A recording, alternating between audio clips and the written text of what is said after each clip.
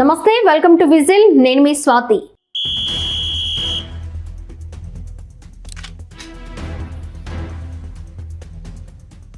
నేపాల్లో జెన్జెడ్ ఉద్యమకారులు చేపట్టిన ఆందోళనలను ఆసరాగా తీసుకుని జైళ్ల నుంచి ఖైదీలు పరారవుతున్నట్లు వార్తలొస్తున్న సంగతి తెలిసిందే. ఈ క్రమంలో రామేచాప్ జైలు నుంచి పారిపోతున్న కొందరు ఖైదీలపై ఆర్మీ బలగాలు కాల్పులు జరిపాయి. దీంతో దేశంలో మరోసారి ఉద్రిక్త పరిస్థితులు నెలకొన్నాయి. గురువారం జైలు గేటు తాళాలను విరగ్గొట్టి ఖైదీలు పారిపోయేందుకు ప్రయత్నించారని chief district officer Shyam Krishna Dhama పేర్కొన్నారు.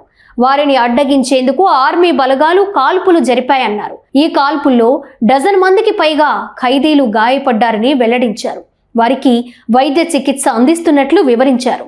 ప్రస్తుతం పరిస్థితి అదుపులోనే ఉందన్నారు. అయితే కాఠ్మాండు, పోఖరా, లలితురని జైళ్ల నుంచి ఇప్పటికే వందలాది మంది ఖైదీలు తప్పించుకున్నట్లు స్థానిక మీడియా పేర్కొంది. మొత్తం 7,000 మంది ఖైదీలు పరారైనట్లు తెలుస్తోంది. ఇక జైలు నుంచి పారిపోయేస్తున్న నేపాలీ ఖైదీలను భారత సాయుధ పోలీసు దళం సశస్త్ర సీమా బల్ పట్టుకుంది.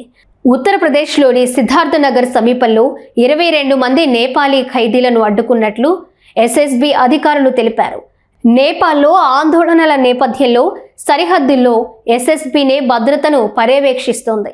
దేశంలో తాత్కాలిక ప్రభుత్వ ఏర్పాటుకు సన్నాహాలు జరుగుతున్నాయని కాఠ్మాండు మేయర్ బాలెన్ షా విజ్ఞప్తి చేశారు. గురువారం నిరసనకారులను ఉద్దేశిస్తూ ఆయన ఎక్స్లో పోస్ట్ పెట్టారు.